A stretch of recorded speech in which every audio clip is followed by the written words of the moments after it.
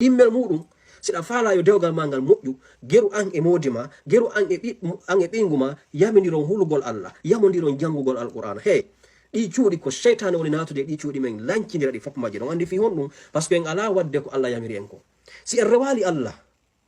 en ala yamirde ɓenguli men ɗi yo juulo ma ɗum enen tigiri en ala jangude alqur'ana no hani ka ara an gorko wiya hande ƴettenɗo alqur'ana jangen ndaren ko honto hayso ko nasi tun andu ɗon jangi ɗon ɗum nayi docteur Mamadou no maka ñande goo ɓe maki gorko goto no falno jannude ɓengu mum tawi ɓengu makko ala jaɓude fes kono o rewi technique fiyo ɓengu makko jangu ko ɗum o waɗi tawi ɓe mari ñaari o ñande o ñande no ɓengu makko jangu ɓengu makko sali fes joni kon ɗum o waɗi wara ka ɓengu makko defata ɗon o adda ñaari ko ena ñaari ɓay ɓengu an jaɓali jangude an ar jangen nani o adda ñaari ko joɗɗina hippo ɓengu makko no defude docteur maki o ɗo gorko ndaare politique mo utilise on tawi ɓengu makko anda hay fatiha ɓengu makko anda fatiha fu o wuli ha yo jango jaɓale ñande o ara ko ɓengu makko defata ɗon joɗɗina ñaari ko ena ñaari may alhamdulillahi rabbil alamin arrahmani rrahim maliki yawmiddin iyyaka na'budu wa iyyaka nasta'in ihdina as-sirata al-mustaqima sirata alladhina an'amta alayhim ghayril maghdubi alayhim waladdallin ɓe ara ɓe janga ñande o ñande o ara o janga gol sura wol ena ñaari jang kono ɗum o waɗi o jangi ha o andi fewndo ɗo ɓengu makko wawi hunjade andi ɓengu makko ala jangude kono ɓengu makko nana e ñande o ñande mo janga o ari noon joni testugol anda est ce que ɓengu makko wawi ka wawali ene o ñata darto mi nana mo andi ɓengu makko jangali o ari ni ñaari ar jangen nani on ñaw o fuɗɗi onni bismillahi rahmani rrahim alhamdulillahi rabbil alamin maliki yawmiddin ihdina sirata almustaqim o andi o diwi ka o diwi ayeje go tum ɓengu makko kelli onni subhanallah oni jaka oɗon hay fatiha o hunjaki modi makko ni fi on no keremi falji on falji kan o fuiti kadi ganko gorko alhamdulillahi rabbil alamin maliki yawmiddin ihdina siratal mustaqim e mo makko ni jaka fatiha on yejjitina on ni keremi falji on ni wawa jangi sonnajo on jetti woko ni jangirte alhamdulillahi rabbil alamin arrahmanir rahim maliki yawmiddin iyyaka na'budu wa iyyaka nasta'in ko rabbi dingol o yahi ha sura lanni gorko on ni gasi ñaari o joni jango en janga e nasi nani ɓay en andi fatiha on ɗum ɗon manne ke jango en janga e nasi ma ɓengu makko jangi wawi fatiha so jokkiri ni e nder duuɓi sappo hara ɓengu makko hunjaki feccere haysko juso amma o hami suɓɓe julɓe tedduɓe ko hikma tun haray kon ɗum mi fala innude fiyo dewle men ɗe moƴƴu dewle men ɗe wawata ɓuttude ɗe wawata moƴƴude si en jonnitali Allah hakke makko on ka dewle meɗen an gorko on e an sonnajo on mo kala moɗon yo geru yamira modi muɗum yamodiron jangugol alquran yamo hara na pay koy tun sonkante wasenen en daɗino buy ko jogi ka galle meɗen ko pay koy a jangi a hunjike baba jon ha jaka nene jon ha jaka kamɓe probléme maɓɓe on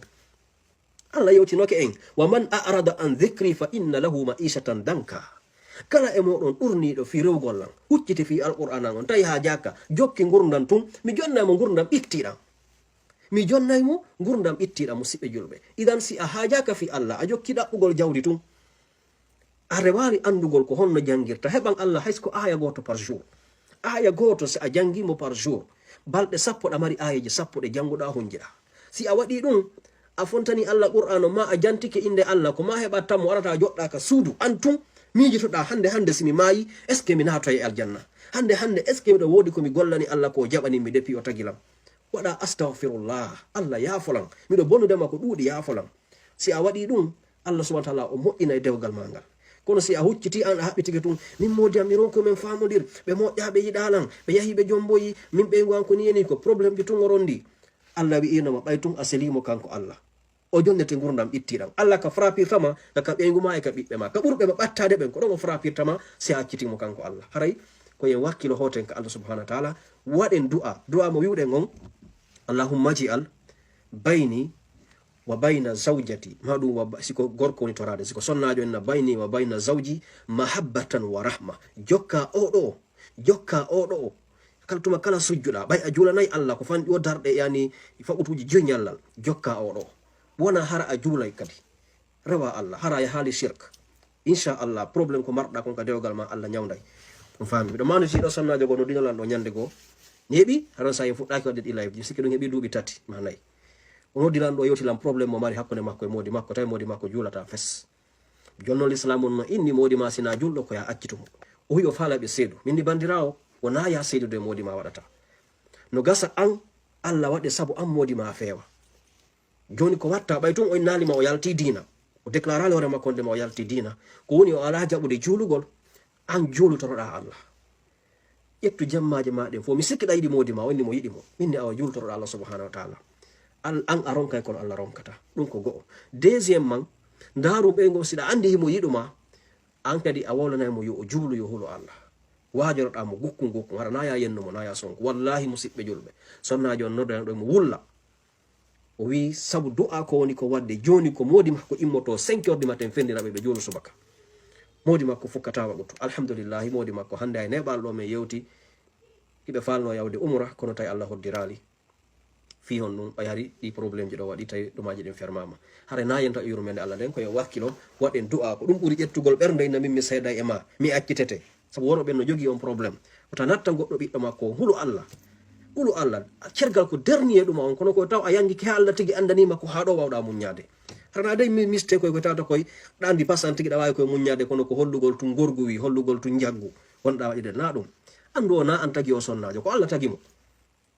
on faami ko Allah tagui o sonnajo a ɓuramo fus sina bir kum Allah hoddiri kun ɗa yim ɓurumo kono a wata moƴƴinde hay leeɓol makko a wata moƴƴinde hay ɗuma peɗago makko isan ko Allah tagui mo respectu tagu Allah ngun